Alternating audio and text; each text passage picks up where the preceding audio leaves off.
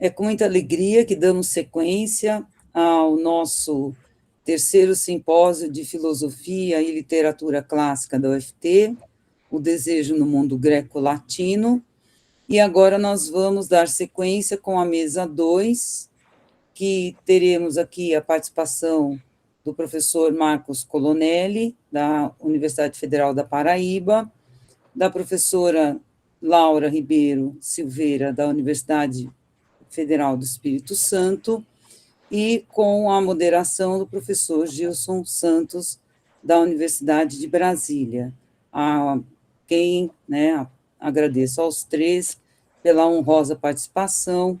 Tenho certeza de que aprenderemos muito mais neste início de noite com os professores.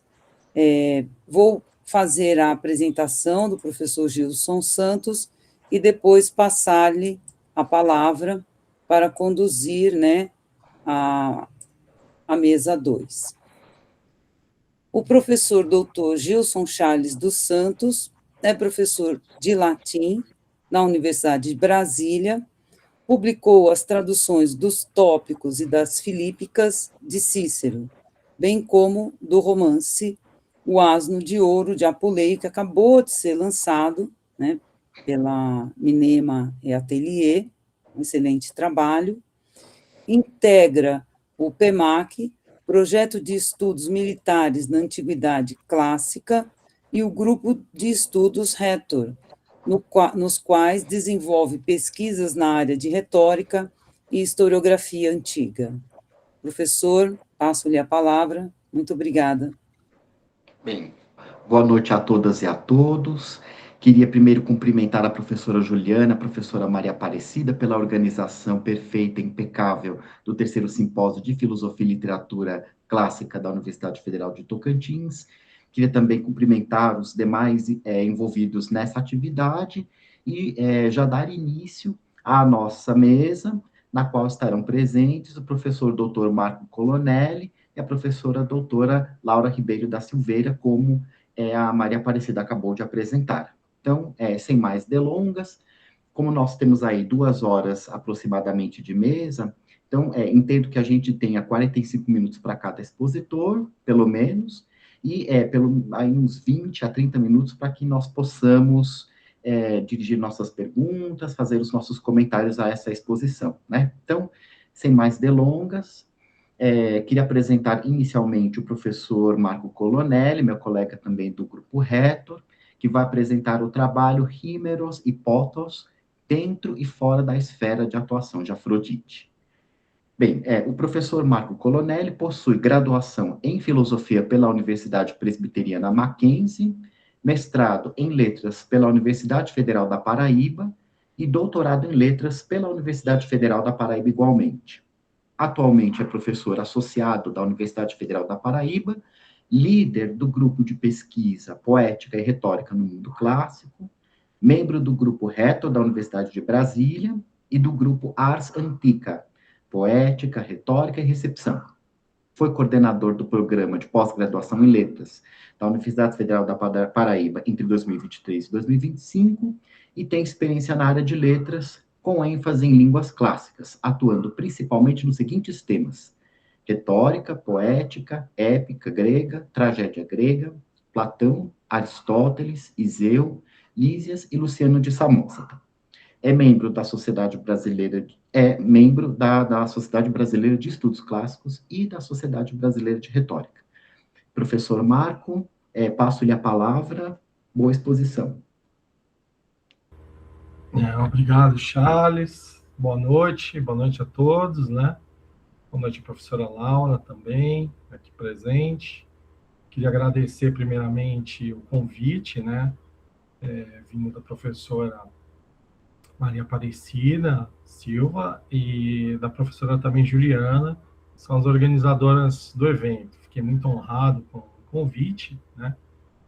E achei o tema desafiador também, porque, de fato, não trabalhava muito com Afrodite e com os seus, digamos, com os egas, né, de Afrodite. E foi bem desafiador, né? Eu tentei escrever algo a partir de Platão, com quem eu trabalho, mas voltar até as épicas e fazer esse caminho foi bastante desafiador. Então, eu espero aqui trazer algumas reflexões, né, acerca desse caminho e poder brindá-los minimamente com uma palestra que seja no mesmo nível do evento. Eu vou compartilhar, acho que eu posso fazer isso, né, Charles? Vou compartilhar aqui o meu texto. E... Perfeito, estamos vendo aqui. Estão vendo? Querem que eu aumente ou diminua? Tá bom? Acho que tá bom o tamanho, né? Sim, é possível ler perfeitamente, professor. Então, obrigado. Então, eu parto aqui do resumo, né, para a gente já começar a entender um pouco desse percurso, né? Só estou me ajeitando aqui, desculpa. Então, Rímeros e Potos dentro e fora da esfera de atuação de Afrodite. Rímeros e Potos, termos que designam em linhas gerais impulso ou desejo, são definidos por Platão em suas análises etimológicas no Crátilo e na descrição de uma imagem no Fedro, principalmente. No período arcaico, no entanto, essas noções são empregadas em uma ampla variedade de contextos que excedem o campo estritamente erótico ou sexual.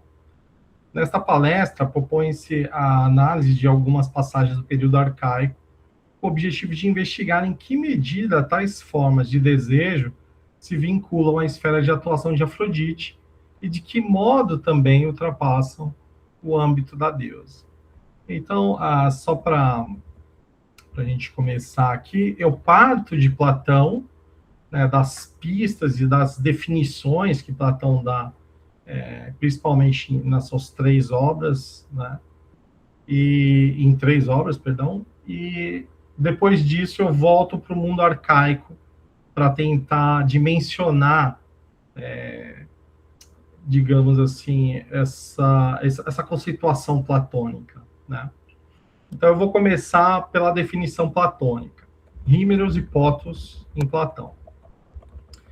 Rímeros e Potos são dois termos largamente empregados nas épocas arcaicas. Seus significados variam bastante a depender do contexto em que estejam inseridos.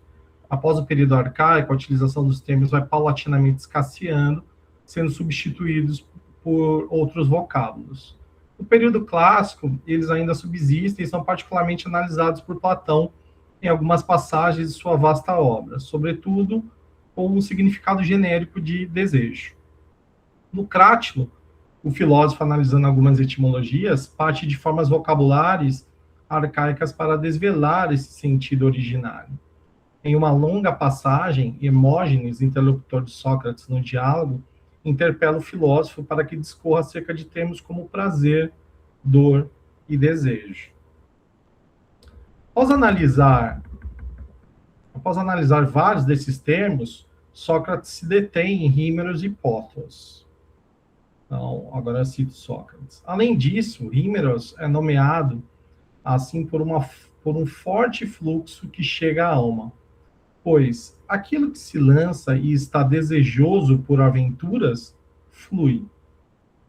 Desse modo, atrai vigorosamente a alma por um movimento em direção a essa corrente e, em vista de toda essa potência, foi chamado de Rímeros. Potos, por sua vez, é assim chamado por indicar não um desejo ou um fluxo em direção a algo presente, mas algo que está alhures e afastado. Por esse motivo, foi nomeado de Potos, isto que, em algum momento, se chamava de Rímeros, quando se está diante do que se deseja. Afastado desse desejo, porém, foi denominado Potos.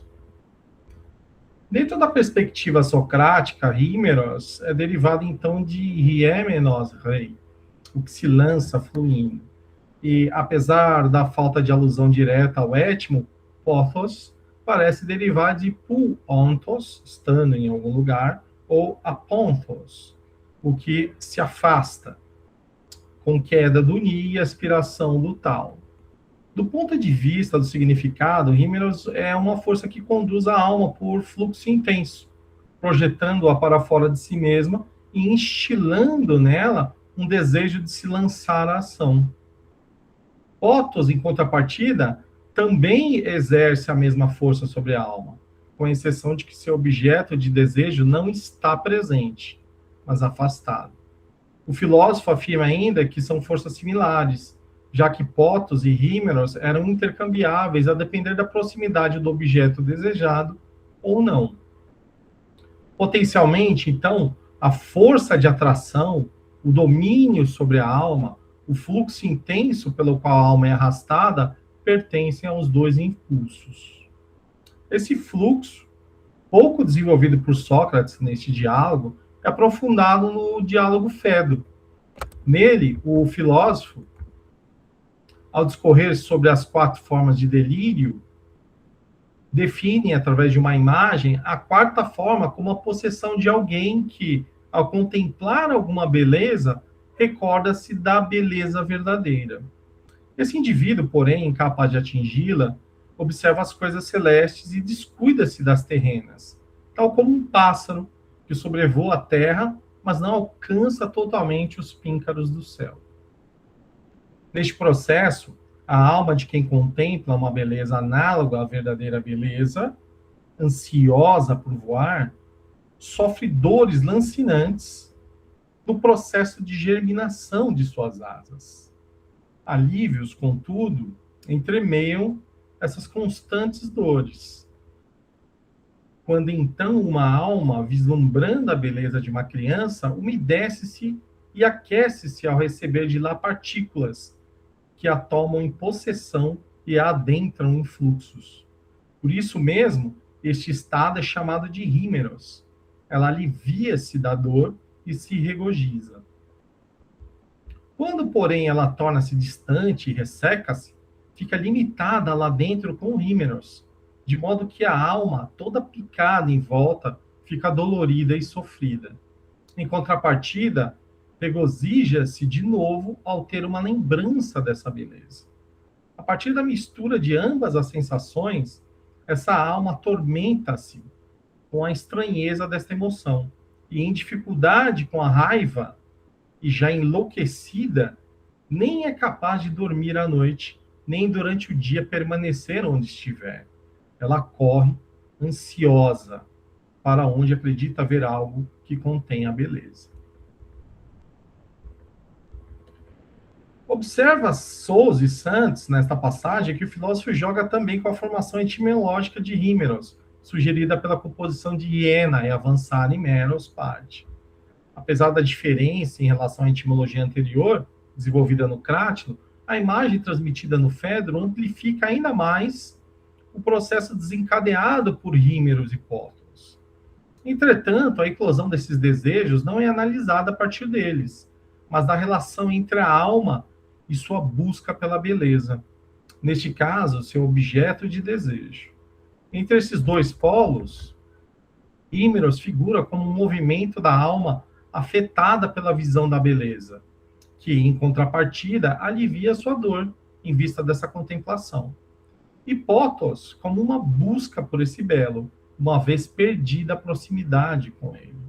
Nesse jogo brutal entre essas forças, a alma sofre com essa instabilidade em seu ser. A mera lembrança da beleza em si perturba completamente a alma, desencadeando um segundo momento no qual Póthos põe em movimento a procura pelo belo ausente. No mesmo diálogo ainda, Sócrates alude a esse papel da memória na contemplação da essência. E Póthos assume essa busca constante na elevação da alma até as formas inteligíveis. A partir dessa imagem, é possível perceber, então, o movimento da alma nesse estado de delírio. Hímeros e pótos constituem, assim, essas forças que perfazem o mesmo ciclo que nasce e renasce, a partir da proximidade ou afastamento em relação ao belo. Tanto a passagem do Crátilo quanto a do Fedro complementam-se na definição desses dois impulsos, desejos, ainda que em perspectivas diferentes. Em outro diálogo, no banquete, o amor figura como tema principal da obra. Há uma breve alusão a esses impulsos, desejos, mas desta vez diretamente subordinados a Eros, o impulso erótico. Curiosamente, dentre os vários discursos proferidos pelas personagens presentes no banquete, somente o discurso do tragediógrafo Agatão menciona Rímeros e Pótos.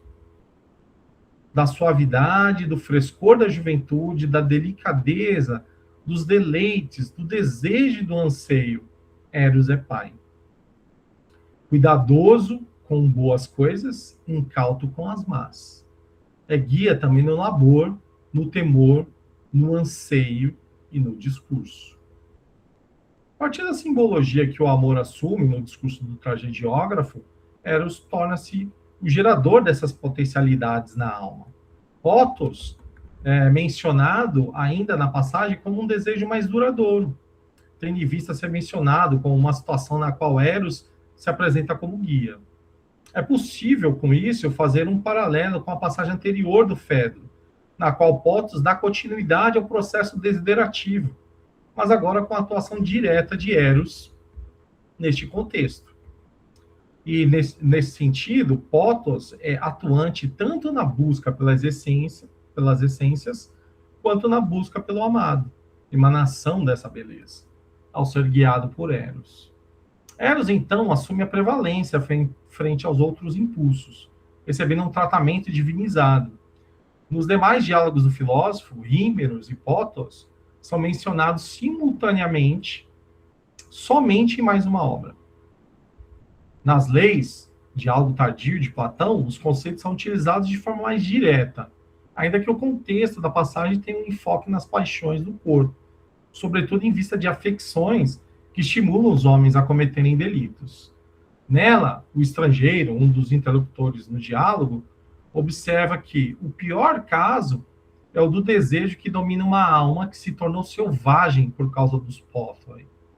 E isso acontece, sobretudo, nas circunstâncias em que permanecem muitos um longo e excessivo Rímeros, a força que engendra inúmeras paixões por ganância de bens e por posses ilimitadas, decorrentes da natureza e da falta de educação. Na passagem, pótos, no plural, está subordinado a outro termo que, grosso modo, também se traduz por desejo, epitimia.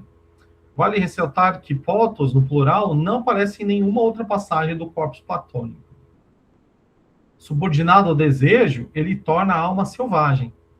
Por outro lado, Rímeros é intensificado por longo e excessivo, o que não é comum nas passagens anteriormente citadas.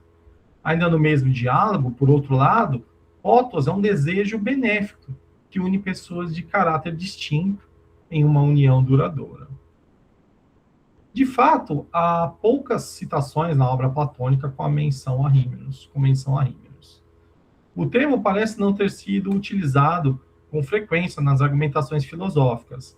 Em geral, para expressar o desejo, o filósofo recorre preferencialmente ao termo epitimia, talvez por seus ecos semânticos na teoria das partes da alma. Seja como for, pótos goza de maior aplicabilidade no texto platônico. Dele há um verbo, potel, empregado com o sentido de solicitar uma informação, fazer uma pergunta com anseio por alguma resposta. Além disso, em diversas passagens, ele é empregado como um mero desejo por algo, tal como aparece nas passagens anteriores, mas sem o contexto de uma relação amorosa. O filósofo emprega o substantivo com um genitivo de complemento que alude ao objeto desejado. Nesse sentido, é perceptível que, tanto no contexto de uma ascese intelectual quanto na conquista amorosa, Rímeros e pótos são mencionados em conjunto nas passagens como a mesma força de atração da alma, diferindo apenas na presença do objeto que produz essa atração, seja ele intelectual ou amoroso. Entretanto, retomando ainda a citação no banquete, em que Rímeros e pótos estão subordinados a Eros, faz-se necessário tentar compreender o que poderia ter gerado em Platão a associação desses impulsos com Eros, e não mais com Afrodite. Então agora eu volto para a poesia épica, principalmente Homero, né? Utilizando de algumas passagens também de Hesíodo e dos hinos homéricos, tá? Então são as 3 obras que constituem o corpus analisado. Então agora, principalmente, estarei na Ilíada e na Odisseia. Hímeros e Pótos fora do âmbito de Afrodite. Não muito distante desses significados, Homero, na Ilíada e na Odisseia, emprega esses termos em contextos interessantes. No âmbito dessas obras, hímeros é empregado como substantivo, hímeros e como adjetivo, himertos aon, desejável, prazeroso, com algumas variáveis, himerton, himeroisa. Há também um verbo não muito empregado, himeiro. O emprego do termo, numa esfera oposta de Afrodite, por assim dizer, é bastante comum no âmbito da lamentação. Em inúmeras passagens, tanto da Ilíada quanto da Odisseia, o pranto aparece como um fato decorrente não só de funerais, mas também da ausência de pessoas queridas. Na Ilíada, por exemplo, há 2 funerais, o de Pátroclo no canto 23 e o de Heitor no canto 14. No funeral de Pátroclo, o pranto é inspirado, ora por uma divindade, ora por um discurso.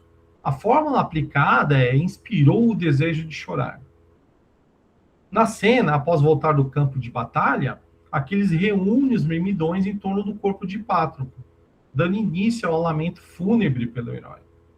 Neste trecho, é Tétis quem inspira o desejo de chorar. Mas, ainda durante a noite, Aquiles acorda de um sonho em que Pátroclo lhe aparece.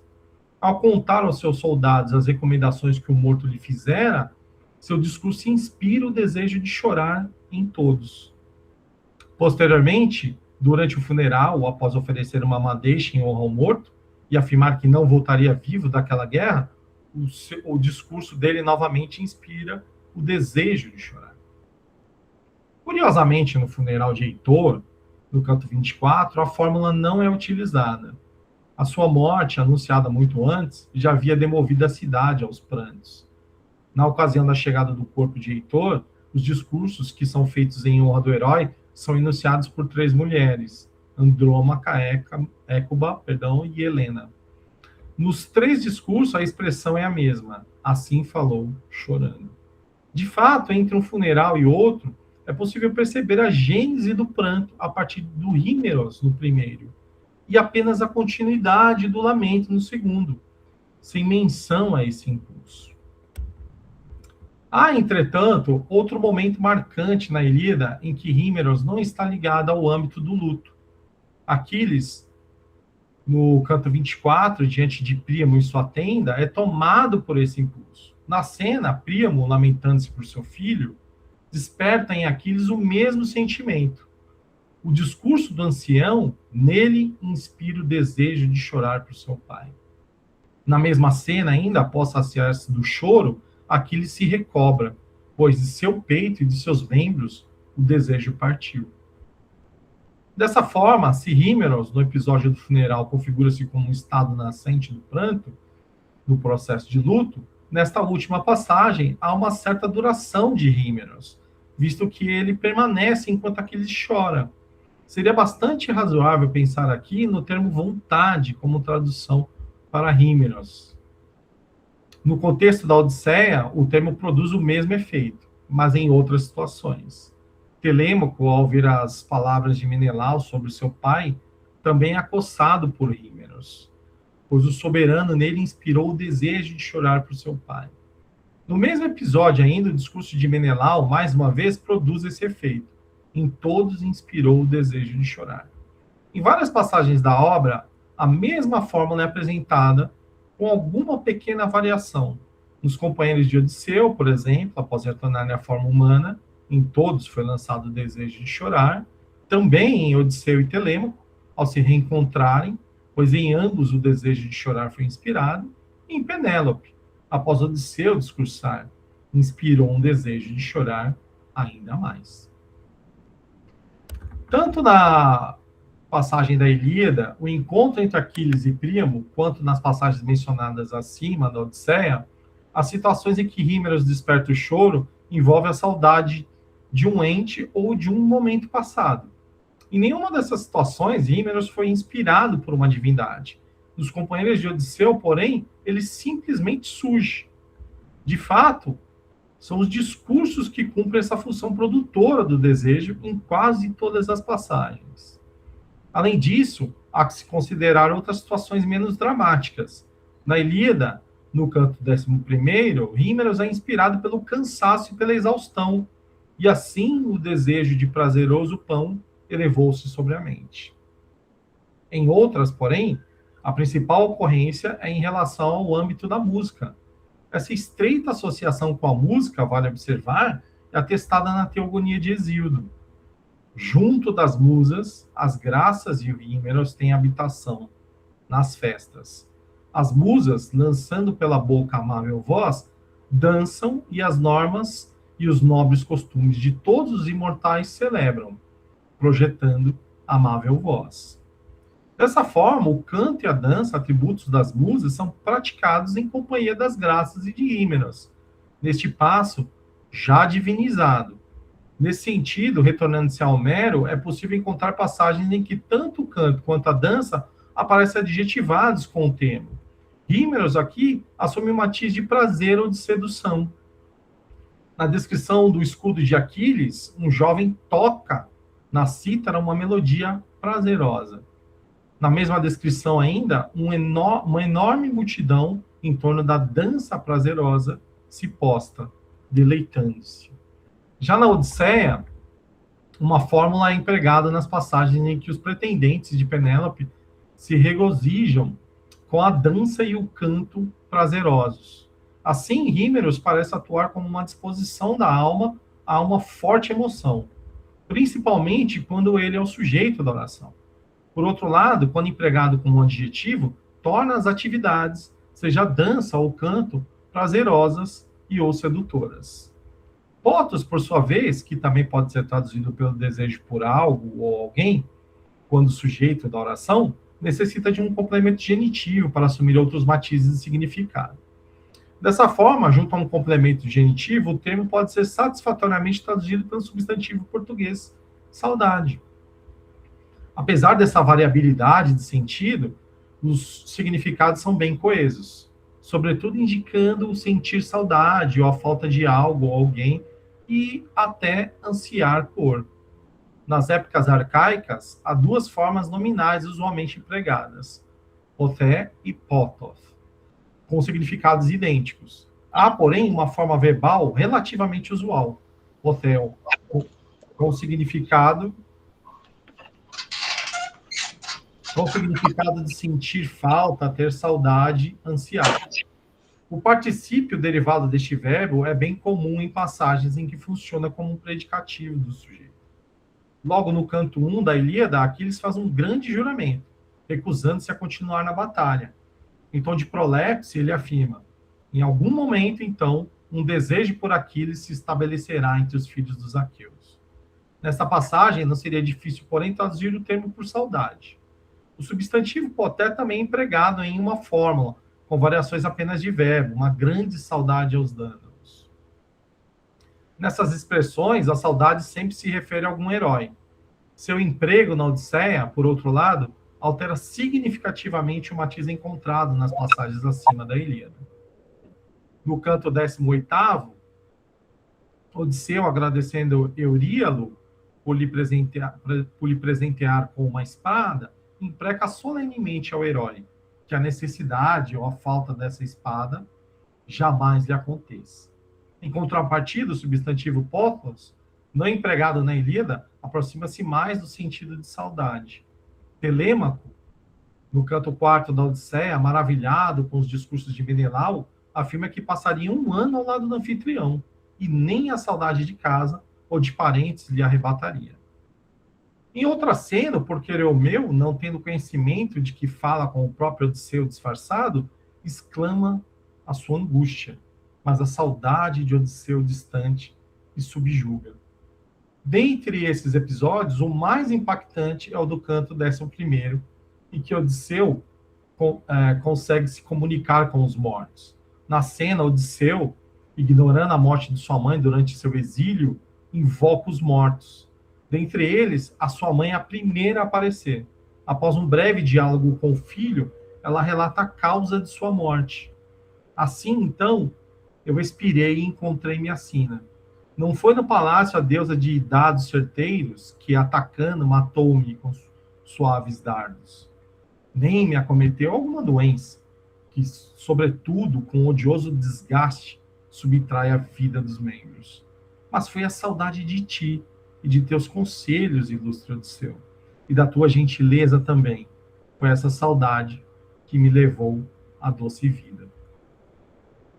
Reforça esse último semantismo o emprego do verbo potel. Na Ilíada, no canto 2º, especificamente no catálogo das naus, o verbo é empregado 2 vezes, para se referir a Protesilau, o primeiro grego caído em combate ao desembarcar em Troia. Nos versos, suas hostes sentiam saudade do comandante, e também sentiam saudade do nobre herói que era.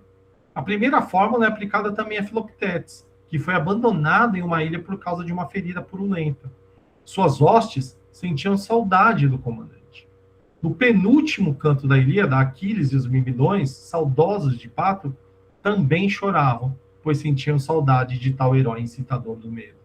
Este verbo, porém, não é encontrado na Odisseia. As formas participiais, por sua vez, continuam dentro do campo semântico ao qual essa forma verbal é aplicada.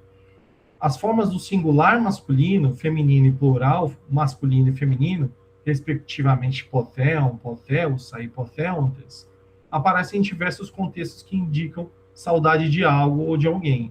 Aquiles sente saudade de Pátria, Penélope de Odisseu e os pretendentes de Penélope até de suas armas. Nesse sentido, o campo semântico de potos e seus derivados é bem coeso. Em português, o termo saudade pode cobrir satisfatoriamente quase todas as passagens. Comparando os dois termos, rímeros e potos, em algumas situações, figuram bem próximos, normalmente expressando, quando um luto, tanto o desejo por chorar, quanto a saudade do ente querido. Entretanto, para além dessas passagens mais lúgubres, esses termos possuem maior variabilidade de sentido. Em resumo, fora do âmbito de Afrodite, esses impulsos são percebidos como a carência de algo ou de alguém. Bom, agora eu passo a investigar o âmbito de Afrodite, propriamente dito. Tá? Então, vou me valer bastante da Ilíada, né? E no homérico Afrodite.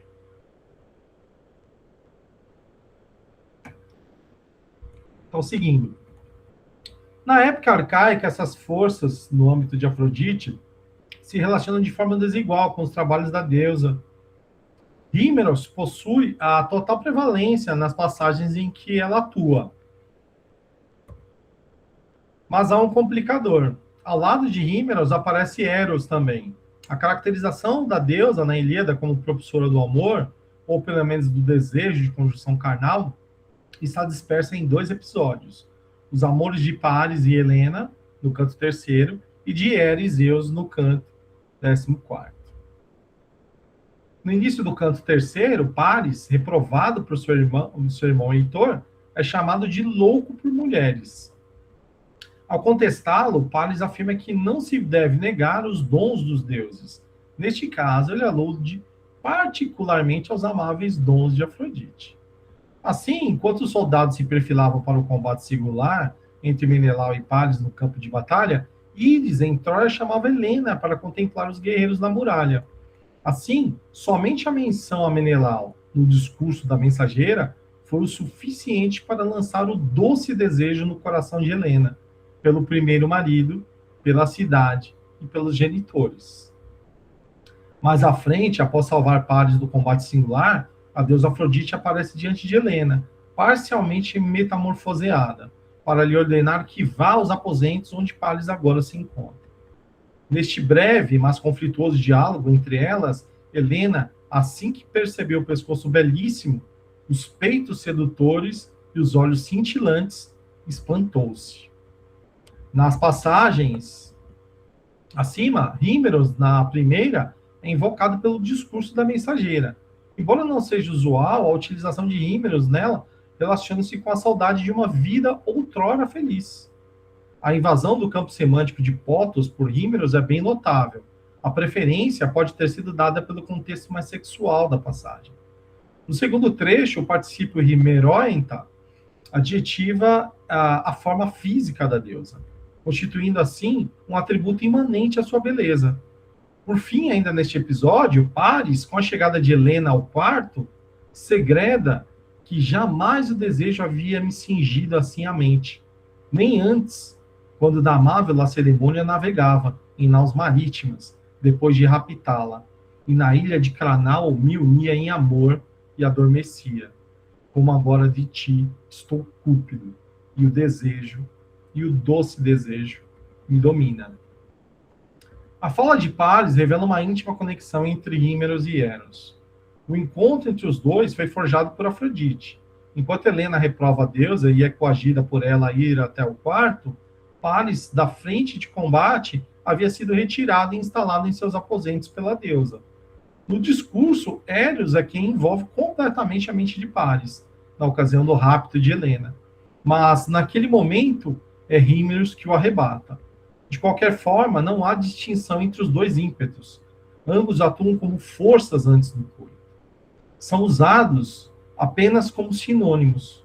Por fim, vale reforçar que Hímeros, neste episódio, em que Afrodite atua efetivamente, acompanha a deusa não só como atributo físico, porque adjetiva uma parte do seu corpo, mas também como um ímpeto que toma o herói, já que a deusa força a união entre as duas personagens.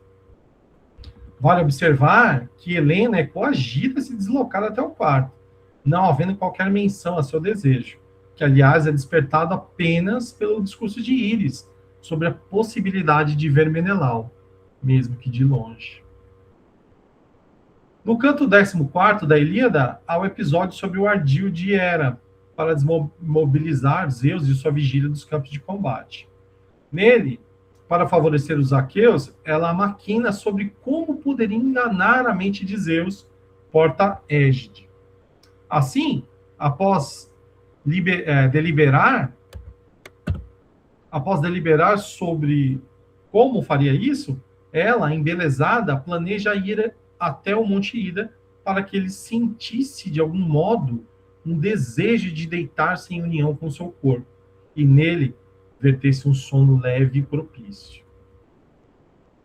Hera maquina, então, como poderia fazer Zeus adormecer para pôr em prática suas intenções de favorecer os aqueus na guerra. O verbo himeiraito, oriundo de Hímeros, empregado pela primeira vez nos textos homéricos, indica o desejo de se deitar com ela. Posteriormente, o mesmo verbo é empregado na tentativa de Hera em convencer o sono a participar da empreitada, que, mesmo contrariado, aceita. A oferta de Hera o demoveu. Ela lhe prometeu dar em casamento Pasitéia, que tu sempre desejaste por todos os dias. Diferente de seu emprego na passagem anterior, este vem secundado por duas noções adverbiais, sempre e por todos os dias, o que demonstra a persistência do desejo. Já na Odisseia, há uma passagem curiosa. No discurso de Calipso para Odisseu, ela afirma que o herói está desejoso de ver a esposa. Nesta passagem, é nítida a utilização de Hímeros, em um contexto em que a pessoa desejada está ausente, muito próxima, assim, do campo de atuação de Pófios.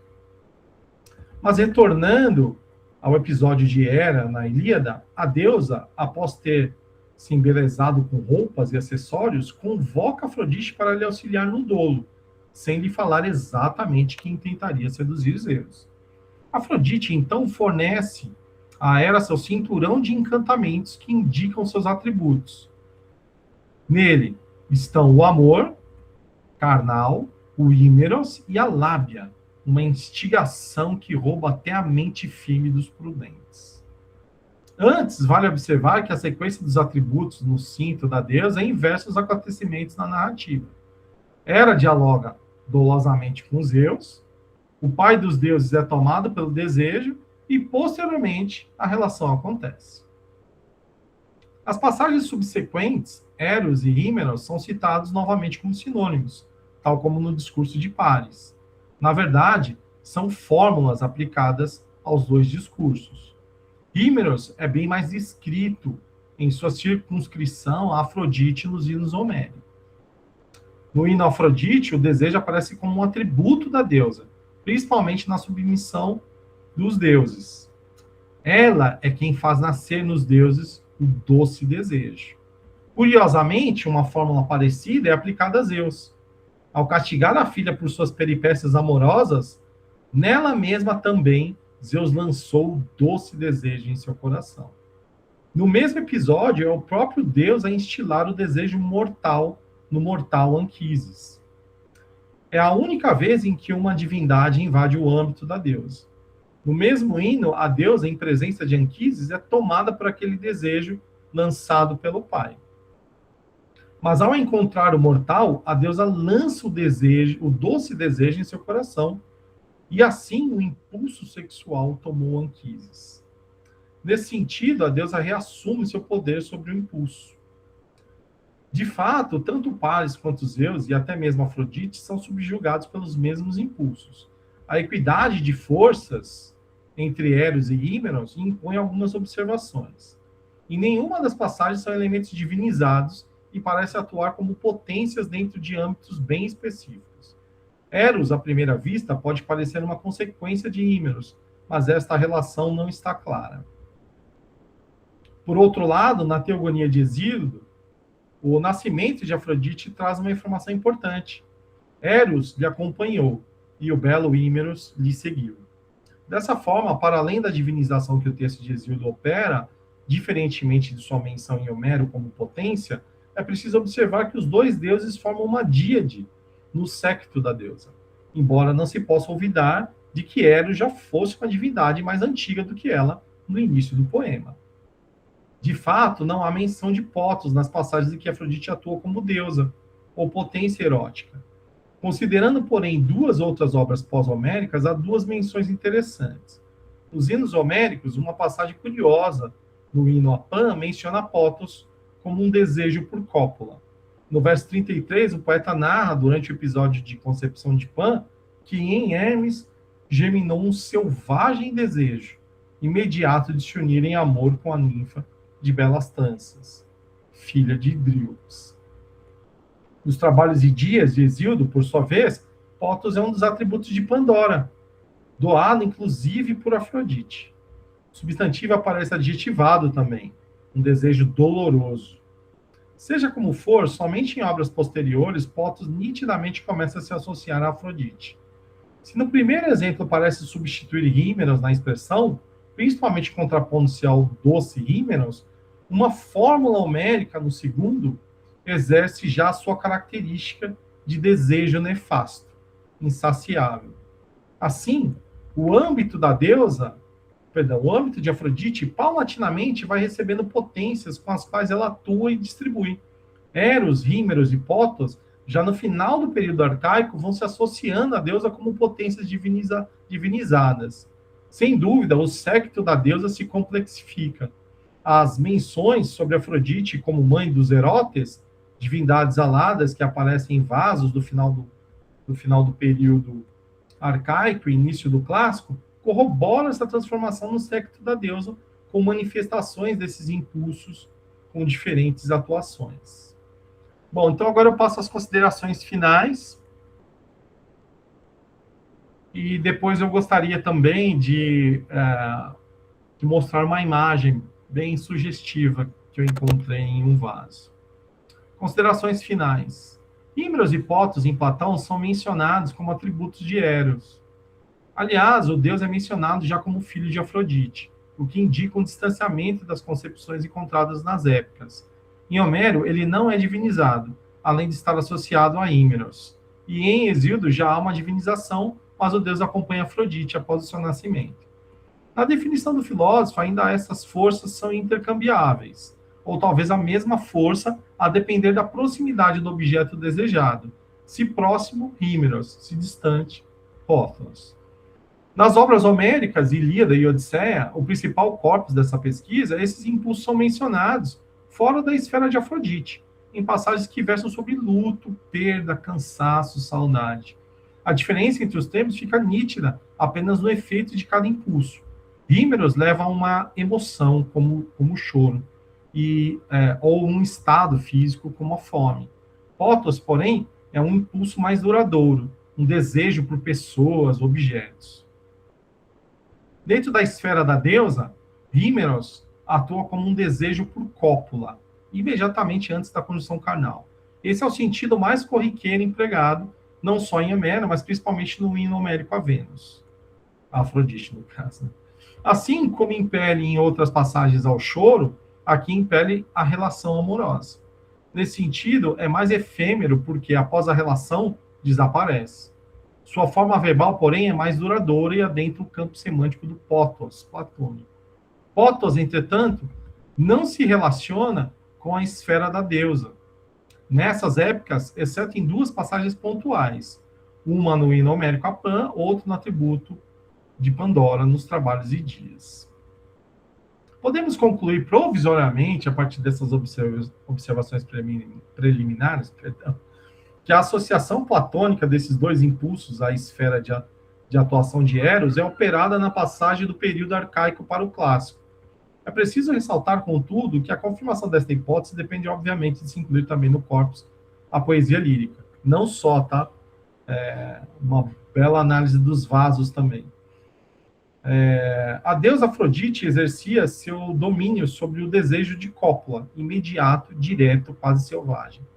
Com a divinização de Eros e sua relativa autonomia na esfera da deusa, Pótos proporciona um impulso amoroso duradouro, já que atua principalmente na ausência do amado.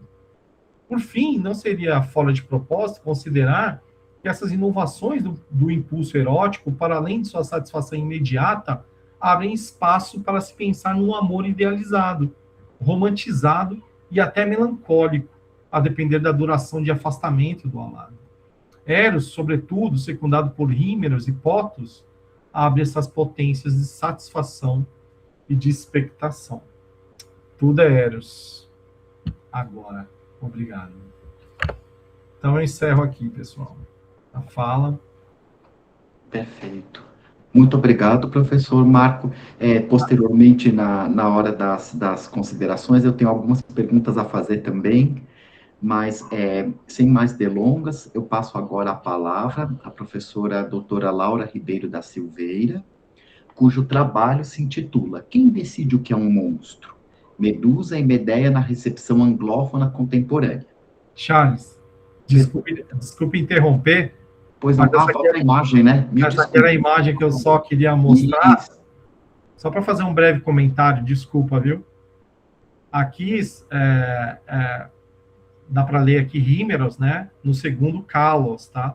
Mas esse vaso é conhecido como os Erotes, que seriam, então, as três divindades aladas que passam a acompanhar Afrodite, tá? Então, para muitos aí, é Pótos, Rímeros e Eros, que acompanhariam Afrodite. Tá? Então, esse é um vaso já no início do período, acredita-se, no início do período clássico. Tá? Desculpa aí, mas era só para ilustrar essa passagem final. Obrigado. Depois a gente pode voltar a essa imagem, porque a pergunta que eu tenho a fazer a você trata... Aqui eu estou vendo a representação do ser que eu estava imaginando que a gente poderia associar no mundo latino, mas tem umas questões filosóficas acerca das quais eu queria conversar com você, Marco. Tá bom, obrigado, viu? Muito obrigado, muito obrigado. Então, peço desculpas ao Marco, peço desculpa aos presentes. Passo agora a palavra à professora doutora Laura Ribeiro da Silveira, cuja apresentação farei muito brevemente. A professora Laura é professora associada de Língua e Literatura Latina na Universidade Federal do Espírito Santo, onde atua desde 2012. Doutora em Ciência da Literatura pela Universidade Federal do Rio de Janeiro, é mestre em Letras Clássicas pela mesma instituição e licenciada em Letras Latim, Inglês e Francês pela Universidade Federal de Juiz de Fora. É membro dos grupos de pesquisa LIMES, Fronteiras Interdisciplinares da Antiguidade e suas representações, e Fábula, a recepção da antiguidade clássica na literatura infantil e juvenil. Atualmente, pesquisa a recepção dos clássicos na literatura anglófona contemporânea de autoria feminina. Com a palavra, professora.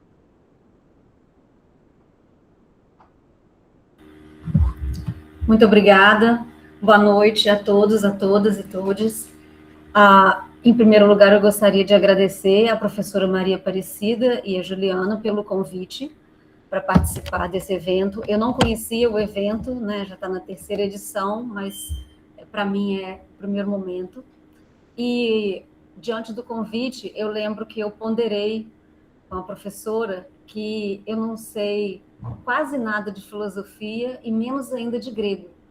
E aí ela me explicou, né, dessa combinação de ter pessoas da filosofia e da literatura, do latim e do grego. E aí eu fiquei mais confortável, então, para falar sobre a minha praia, né?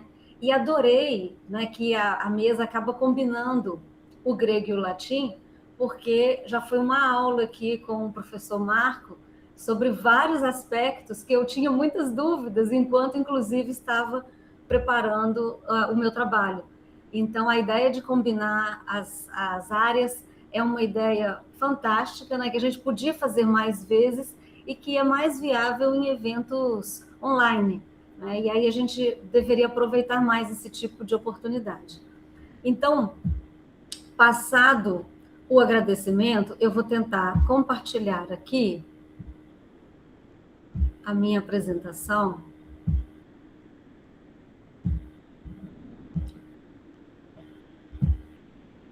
Deixa eu colocar aqui assim e põe essa orientação aqui.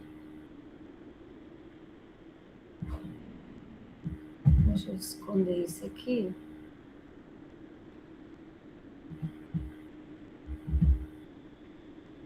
Acho que eu não vou conseguir ver vocês. Eu estou sendo ouvida? Sim, professora. E a imagem está sendo compartilhada também? Sim, também conseguimos ver. Tá, então eu vou minimizar a imagem de vocês e qualquer coisa é só falar comigo que eu escuto. Bom, em primeiro lugar, em segundo, né, em primeiro lugar é agradecer pela oportunidade, mas em segundo lugar é estabelecer a relação do meu trabalho com o tema do congresso, né? Porque esse título, Quem Decide o que é um Monstro? Medusa e Medeia na Recepção Anglófona Contemporânea, precisa ser explicado numa mesa que trata de desejo na antiguidade. Mas para quem é familiarizado, né, com o mito, com os mitos de Medusa e Medeia, é fácil perceber, né, a conexão que as duas têm com o desejo, porque ambas são vítimas do desejo, né, do desejo da divindade, no caso de Medusa, e do desejo que Afrodite, por meio de Eros, faz surgir em Medeia, né, no caso de Medeia. E que, como a partir de vítimas do desejo, elas acabam se tornando monstros ou monstruosidades, em alguma medida, pela tradição, pelos olhares, né, que já se voltaram para essas personagens. O outro ponto, ainda em relação a esse título, é explicar qual é o lugar aqui da recepção anglófona contemporânea. E aí eu faço um parêntese, né, para dizer que eu estou na universidade como professora de latim desde o início do século, né, e a gente chega a uma fase que não esconde mais a idade, né, eu estou nessa fase, então desde o início do século eu sou professora de latim na universidade. Mas eu passei 10 anos na literatura inglesa, aqui na UFES mesmo, de 2013 a 2023 eu atuei na área de literatura inglesa. E aí voltei para a área do latim em 2023, e aí decidi trabalhar então de forma a reunir as duas áreas, na medida em que está havendo, e aí eu não sei quantos de vocês são familiarizados com isso, está havendo assim um boom de lançamentos de romances na literatura inglesa com temática na Antiguidade Clássica. Então, o que começou como um projeto meio que discreto da editora Canongate, lá em 2005, virou, assim, um fenômeno editorial, porque vende, e se vende, dá lucro, e infelizmente, né, o capital é o que move o mundo. Então, muitas pessoas têm se voltado para a produção de textos contemporâneos, romances, mas que tratam, que retomam sob alguma nova perspectiva, ou mudando a focalização, mas retomam em alguma medida a Antiguidade Clássica. E aí, a gente tem nesse conjunto um destaque para a autoria feminina. E é por isso que, quando o professor falou da minha pesquisa, é especificamente com a autoria feminina, né, a produção anglófona contemporânea, que se dedica à recepção da Antiguidade Clássica. Então, tendo amarrado, né, na medida do possível, o meu título, eu passo, então, ao mito de Medusa, né, em primeiro lugar, que aparece para a gente, né, em termos de fontes gregas, e aí, assim, vou fazer um novo disclaimer, né, que as minhas fontes gregas são todas lidas traduzidas, tá? Então, eu nem me atrevi a colocar em slides citações, porque eu não tinha como cotejar com o original. As citações que eu faço nos slides são dos textos latinos. Bom, mas a Medusa aparece, né, lá na Teogonia de Hesíodo, nesses versos de 276 a 281, e ali eu destaco que, além da genealogia, né, que eu uso a tradução do Jatorrano, né, Steno, Euríale e Medusa, que sofreu o funesto, era mortal, as outras imortais e sem velhice ambas, mas com ela deitou-se o crina preta no macio prado, é muito eufemismo, né? Entre flores de primavera.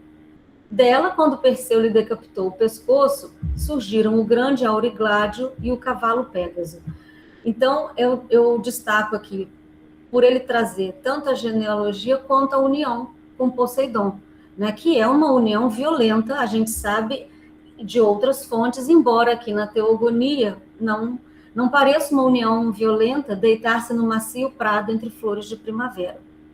Bom, ainda entre as fontes gregas, na obra Biblioteca de Pseudo Apolodoro, no 2.4, e aí aqui eu uso a tradução de Luiz Alberto Machado Cabral na sua tese de doutorado, em que ele traz um trecho em que segue destacado, né, a atuação de Perseu e a decapitação.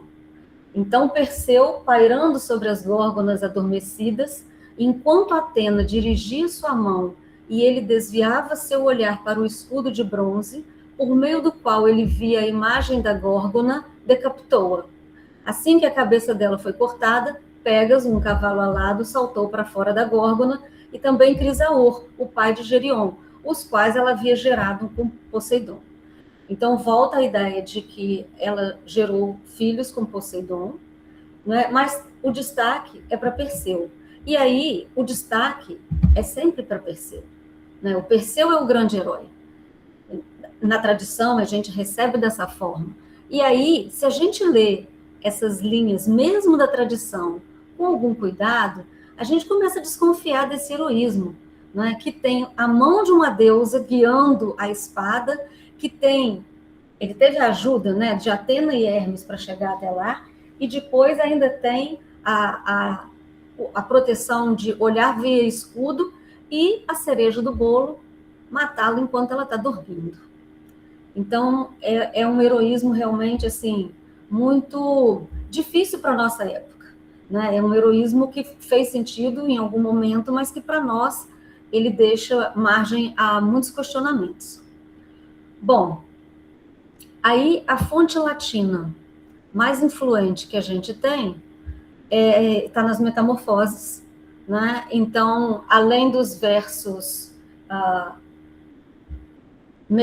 5556, 783 e 786, que são mais sobre o aspecto dela, quer dizer, a aparência monstruosa de Medusa, os versos que eu destaco ali em negrito, 794 a 804, vão trazer a violação e o castigo.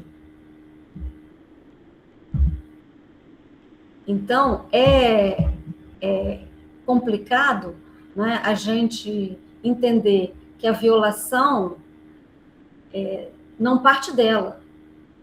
Né? Ela é violada no templo da deusa, mas quem deveria receber o castigo foi quem a violou, né? E não é isso que a gente tem.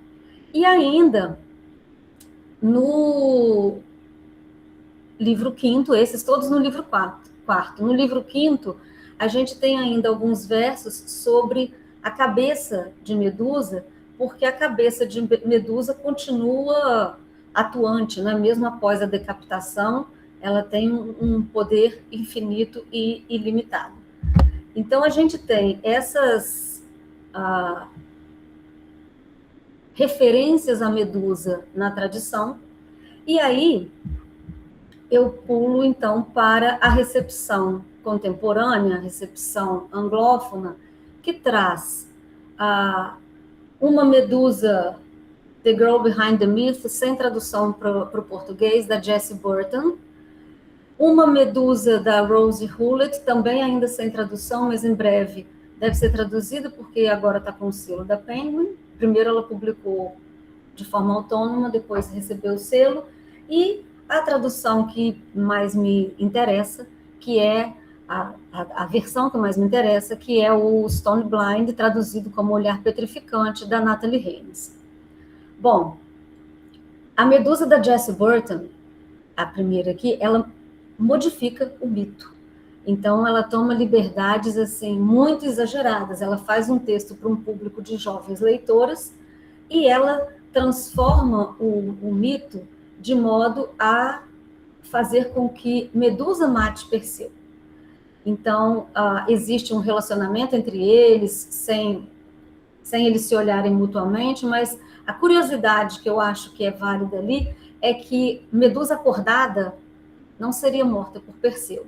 Então, ela mostra que a Medusa acordada, ela era mais poderosa do que Perseu e ela o mata. Mas é uma deturpação do mito, como muitos acreditam, e eu também. Assim, não me agradou a forma como ela tratou o mito, mas eu entendo o que ela quer, talvez, destacar. A Medusa da Rose Hewlett, ela já é muito mais humanizada, mas a narrativa é focalizada na protagonista. Então, a gente só tem a visão da Medusa. E é fiel ao mito, né, como a gente espera que seja uma recepção. Mas é um bom texto. A Natalie Haynes inova ao destacar várias vozes femininas, além daquela da própria Medusa. Ela traz várias outras personagens femininas e ela atualiza a interpretação do enredo para o nosso tempo. Então, como nós entendemos hoje esse enredo, o que acontece com Medusa, a questão da violência sexual, a questão da vítima ser culpabilizada. Então, são questões do nosso tempo que ela apresenta de uma forma, a meu ver, extraordinária. Eu sou muito fã da Natalie Haynes, e como eu não sei se todo mundo conhece a autora, eu trouxe aqui um pouquinho sobre ela. Ela é escritora, classicista e radialista britânica, especializada na recepção moderna da mitologia e da literatura clássica greco-romana. Ela é formada em estudos clássicos pela Universidade de Cambridge, tornou-se conhecida por seus romances e ensaios que reinterpretam mitos antigos a partir de perspectivas contemporâneas, frequentemente destacando vozes femininas. A Natalie Haynes tem um programa interessantíssimo que se chama Natalie Haynes Stands Up for the Classics. Então, como ela foi artista de stand-up comedy, ela juntou as duas coisas, e ela é radialista, ela consegue falar muito rápido, de forma muito clara, então ela tem um perfil excelente para fazer stand-up. E aí, nesse programa, ela discute literatura clássica de uma forma acessível, bem-humorada e popularizando, então, os estudos clássicos. As sessões dela desse programa, Natalie Haynes Stands Up for the Classics, lotam, são um sucesso absurdo na Inglaterra. E ela conta sobre os mitos, ela reconta a Ilíada, reconta a Odisseia para uma plateia leiga. E isso está trazendo um grande número de leitores e leitoras para os clássicos. E aí é um ponto que interessa de perto a gente, que é professor de estudos clássicos e que quer ver esse interesse, né, nos alunos e nas alunas. Então, ela está fazendo esse papel, né, de forma extraordinária. O Olhar Petrificante, que é, então, a tradução de Stone Blind, é um romance que acompanha a jovem sacerdotisa transformada em monstro após ser violentada por Poseidon e punida por Atena. Ao deslocar o foco do herói Perseu para as mulheres afetadas por essa história, a narrativa questiona tradições patriarcais e recupera vozes silenciadas. Com sensibilidade e ironia, Reines explora poder, injustiça e solidariedade feminina, propondo uma releitura crítica do mito clássico que transforma Medusa de monstro temido em figura trágica e profundamente humana. Aí eu trouxe os trechos lá de Ovídio, né, para a gente contrastar. Enquanto lá naquele trecho maior das Metamorfoses, a gente tem: ela foi bem célebre pela beleza e a odiosa esperança de muitos pretendentes. Nem em todo o corpo houve algo mais notável que os cabelos. Encontrei quem dissesse ter visto. Conta-se tê-la corrompido o rei do mar no templo de Minerva. Virou-se e cobriu a casta face com a égide a filha de Jove, mas não fora sem castigo. Transformou em feias hidras a coma da Górgona. Eu estou usando aquela edição organizada pela Mauri Furlan, que é da Federal de Santa Catarina, de 2014. Seguindo, já aí num trecho mais à frente, o momento em que ele mata a Medusa, mas ele, refletindo o bronze do escudo que levava na mão esquerda, viu a imagem da horrenda Medusa, e enquanto um sono pesado dominava as cobras e a ela mesma, arrancou do colo a cabeça. Então, tanto na tradição grega quanto na tradição latina, o heroísmo de Perseu é uma covardia, né? Porque o sono está ali, no momento do assassinato. E ainda, o vídeo traz aqui para a gente a beleza dela. Antes de ser transformada em monstro, então, a gente se acostumou a ver a Medusa, né, com os cabelos de serpente, e o olhar que petrifica, então, a temer a imagem de Medusa, mas o vídeo traz, né, uma notícia de que ela foi célebre pela beleza. E nós sabemos disso por outras fontes também, né, sobre essa beleza incrível de Medusa, e por isso foi desejada. E aí entre o desejo e esse desejo violento, esse desejo erótico mesmo, né, que é o desejo, né, de Eros, é esse desejo, ou de Hímeros, né, que é o desejo imediato, e que precisa ser punido, não, né, por quem cometeu a violência, não em quem cometeu a violência, mas na vítima, é o que vai acontecer. Bom, esse episódio aqui de Ovídio, de beleza, desejo, castigo e morte, é contrastado, então, com desejo e beleza na obra da Natalie Haynes, da seguinte forma: ela trata a violência sexual e a ideia de beleza. Assim, são 2 trechinhos na tradução de Marcelo Barbão.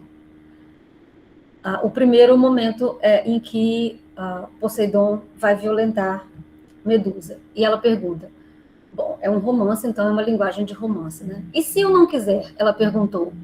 Você vai querer, ele deu de ombros. Por que não ia querer?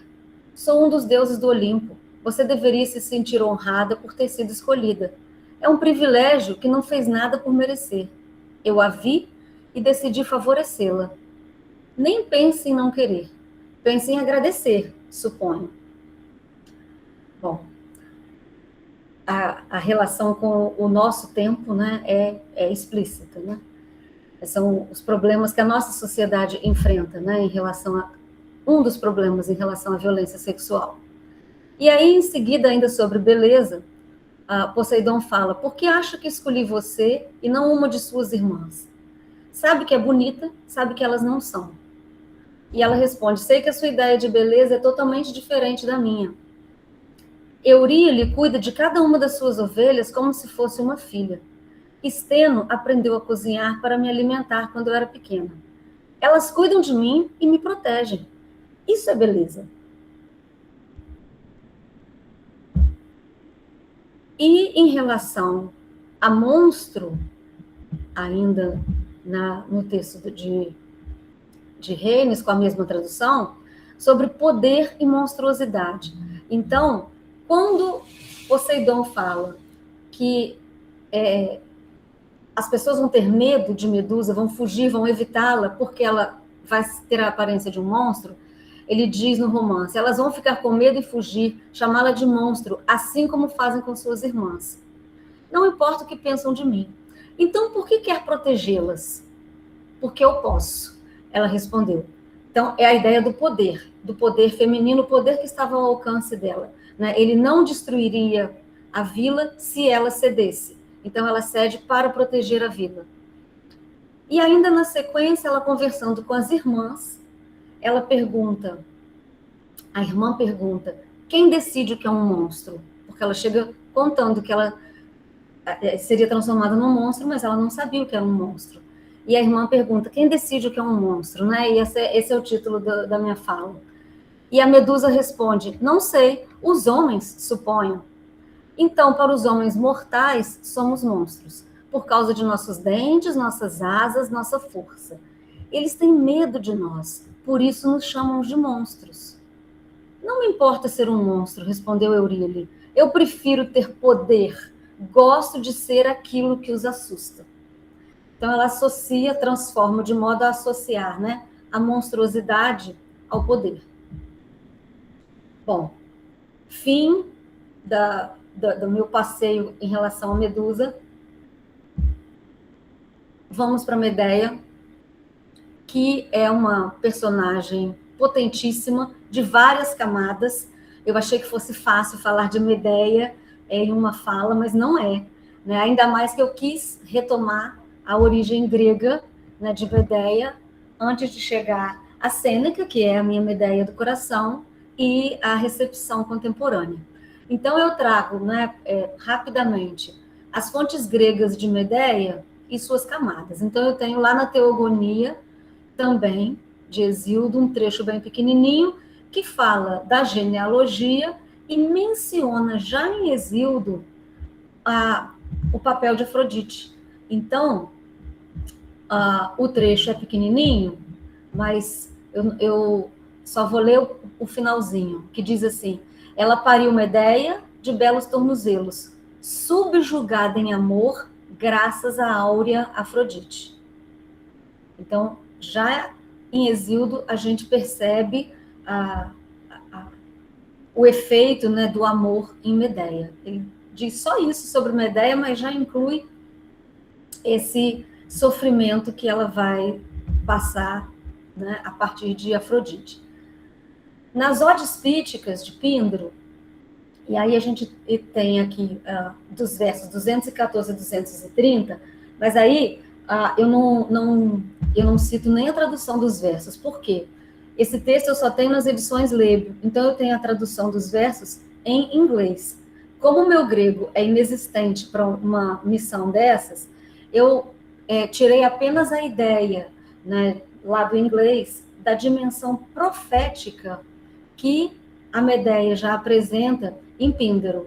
Então, a Afrodite ensina a Jasão, olha como é complexo lá em Píndaro. Afrodite ensina a Jasão encantamentos de súplica, de modo a que ele roube de Medeia a reverência aos pais e um desejo de Grécia a fustigue com o chicote da persuasão, que a professora Mary falou hoje cedo, né, da persuasão, enquanto seu coração se incendeia.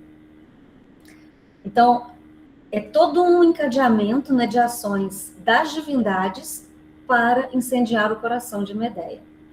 E na abertura do poema, aí vem a parte da dimensão profética que eu adoro, ele se refere a Medeia como a corajosa filha de Aetes, rainha da Cólquida, de lábios imortais, que falou com sabedoria aos heróis que navegavam com Jasão, incluindo conselhos durante a fuga.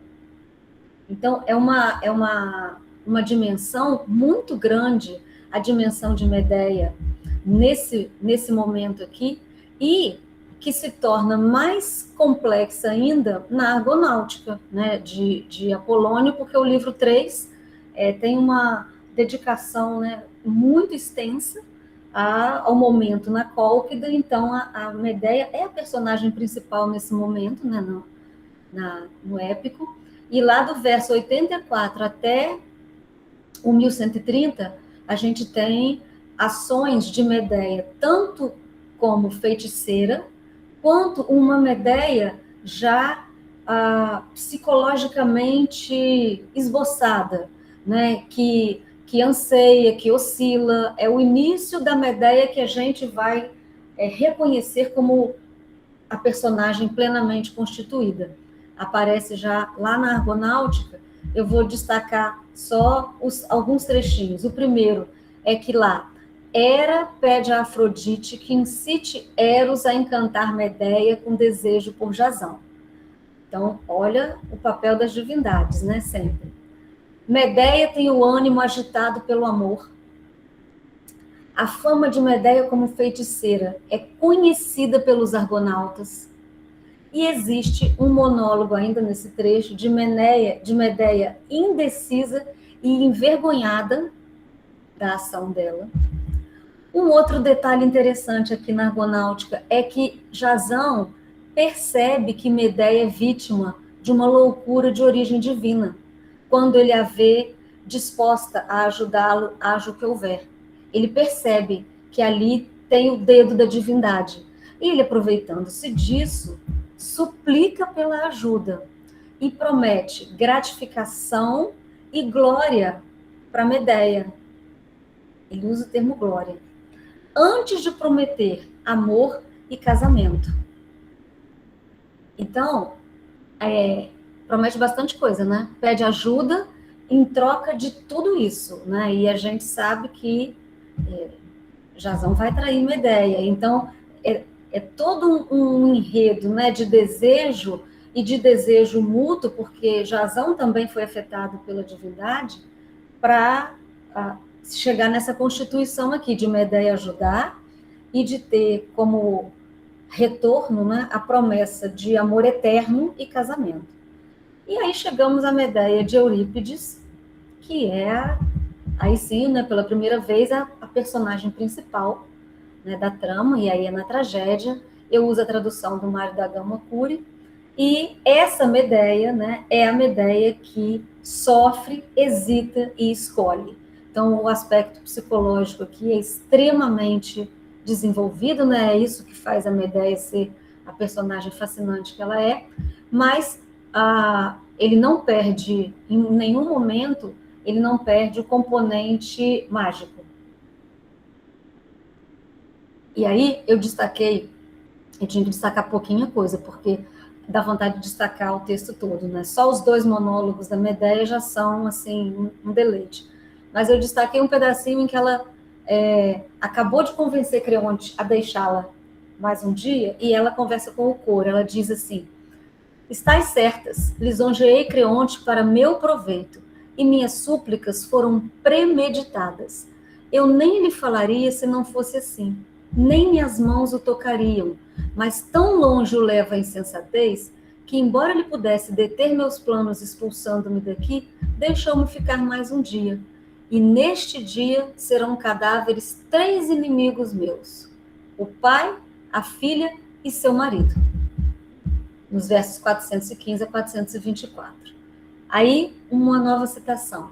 Melhor será seguir diretamente a via que meus conhecimentos tornam mais segura.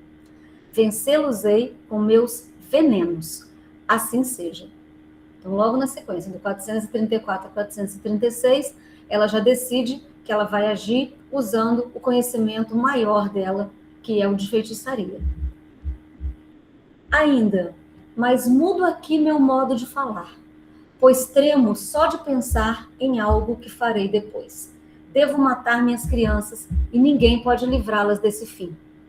E quando houver aniquilado aqui os 2 filhos de Jazão, irei embora, fugirei. Eu, assassina de meus muito queridos filhos, sob o peso do mais cruel dos feitos. Não permitirei, amigas, que riam de mim os inimigos.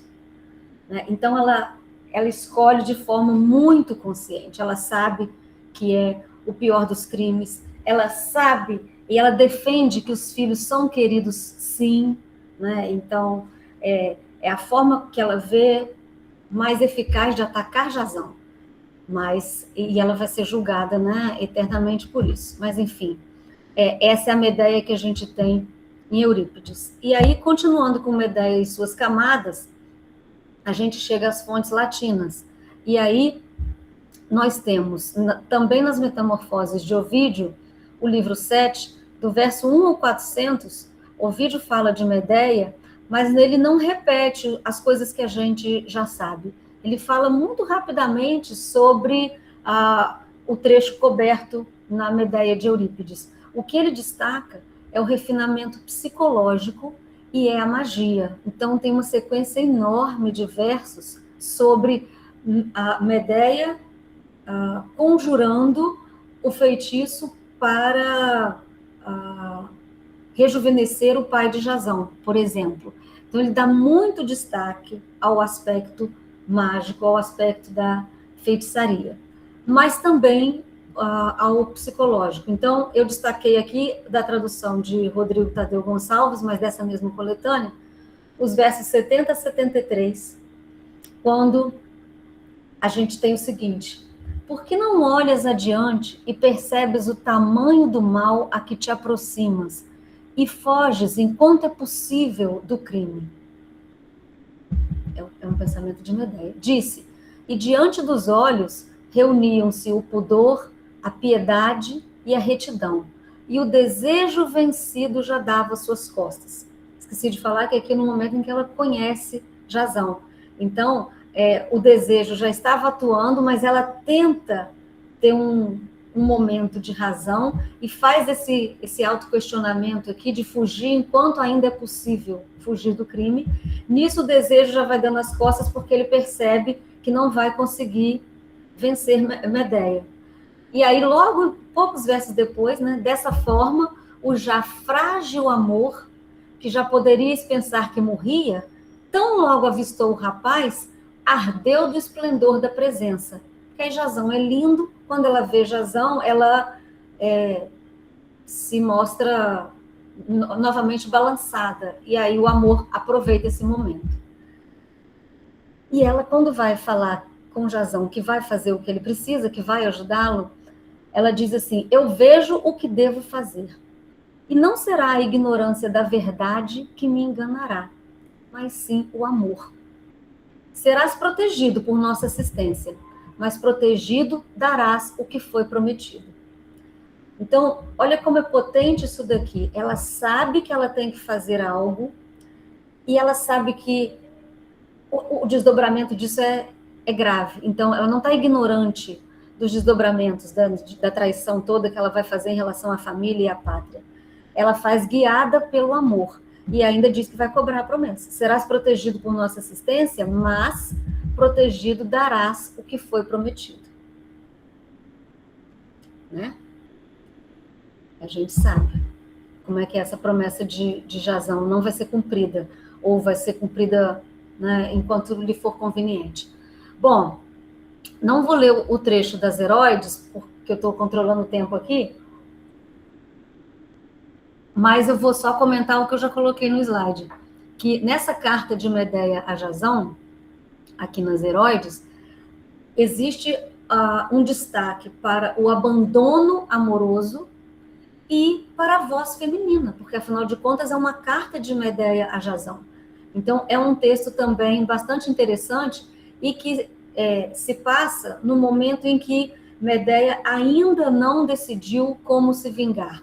A gente sabe que o Ovídio também teve uma Medeia, mas como ela não chegou até nós, a gente fica só com as possíveis relações entre a Medeia dele e a Medeia de Sêneca, né? Principalmente porque a Medeia dele, a Medeia das Heróides, eu falei que não ia ler, mas eu vou ler só a última frase dela, porque dialoga com Sêneca. Ela diz assim: talvez eu me arrependa do que farei. Então, ela ainda não tomou uma decisão sobre a vingança. Mas me arrependo também de ter velado os dias de um esposo infiel. Entrego-me ao Deus que agita meu coração. Não sei em que projeto maior minha alma medita. Então, dialoga bastante com o momento em que ela ainda está confusa, né, lá em Sêneca, pensando em como se vingar. E aí a gente chega, então, né, a Medeia de Sêneca, né, do furor absoluto. É uma Medeia que tem, ao mesmo tempo, violência, autoconsciência, desejo de destruição e glorificação da vingança. Essa Medeia dele tem tudo isso, né, na construção dela. A frase célebre dele, né, o verso que contém Medeia nunc sum, uma coisa incrível, né, perfeita, para consolidar a personagem como uma identidade mesmo, construída pelo excesso e pela ruptura. Então, ela só se sente Medeia mesmo, ela só se autodenomina Medeia quando ela consegue resolver, né, o problema da forma que ela vislumbrou como uma solução. E aí, o primeiro destaque que eu faço é que quem abre a peça é a Medeia. Então, você já tem uma potência ali incrível, você não tem uma ama abrindo a peça, você tem a Medeia já abrindo com um monólogo. Ela tem frases incríveis, né, como: quem já perdeu a esperança não tem por que desesperar. Resta Medeia, nela vês mar e terra e ferro e fogo e deuses e relâmpagos. Então, é uma Medeia, né, grande demais para pertencer só ao mundo clássico. Essa Medeia precisa chegar até nós. E quando Jasão fala que não pode abrir mão dos filhos, e ela fala à parte, né? Ama assim tantos filhos, está bem, já o apanhei. Descobri-lhe o ponto fraco. E aí, a última citação de Sêneca que eu uso é: agora sou Medeia, os danos fizeram crescer o meu talento. É uma escola horrível, que é a escola da violência, né? A escola do abandono. Foi isso que sustentou Medeia e que fez crescer o talento. E é isso que a Natalie Haynes vai explorar, né, no seu último romance, No Friend to This House. Tem uma tradução feita em Portugal que chama Contra Esta Casa. Não tem ainda uma tradução brasileira. E eu espero que saia logo. O romance é de novembro do ano passado, ele realmente é bem recente ainda. Mas em No Friend to This House, ao enfatizar vozes femininas, incluindo mães, filhas e esposas afetadas pela jornada dos heróis, ela fala de vários dos argonautas, o romance questiona a tradição épica masculina e revela as consequências emocionais da traição, do exílio e da violência. Haynes transforma Medeia em uma protagonista complexa, mostrando como sua história é moldada por desejo, voltamos lá no Eros, né? Poder e injustiça. E aí, a Medeia contemporânea, então, é uma mulher estrangeira, também uma temática bastante atual, né? A gente pensar nessa estrangeiridade de Medeia, manipulada pelos deuses e traída, cuja monstruosidade nasce dentro de estruturas heróicas masculinas profundamente violentas. Então, as pessoas veem Medeia como um monstro, mas o que engendrou, né, esse monstro precisa ser visto. Haynes dialoga principalmente com Eurípides, né, a Medeia do coração dela é a de Eurípides, mas ela inclui outras fontes em sua narrativa, muitas outras. Ela faz uma pesquisa exaustiva. Exaustiva é um modo de dizer, a gente sabe que nada é exaustivo, né, nem se está tratando de antiguidade. Ela atualiza Medeia e dá voz a outras personagens minoritárias. Ainda sobre o romance, nós temos capítulos com subtítulos que formam uma sequência. Essa sequência dos subtítulos, quando você reúne, são os versos da Ama na abertura da Medeia de Eurípides. Então, ela já entrega um intertexto ali para o leitor, a leitora, né, contemporânea, que desconhece o texto clássico, ir atrás do texto clássico. Então, ela vai até chegar ao verso que dá o título da obra dela, que é o No Friend to This House, que, na verdade, é uma fala a respeito de Jasão. Existe também um funcionamento do coro da tragédia nesse romance. Ele vai fazendo comentários externos à ação, traz uma memória e uma consciência coletivas e ainda faz a antecipação trágica. E destaca o feminino. Enquanto lemos a narrativa, tem uma voz trágica constante que nos lembra que o heroísmo masculino tem custos humanos profundos, especialmente para as mulheres.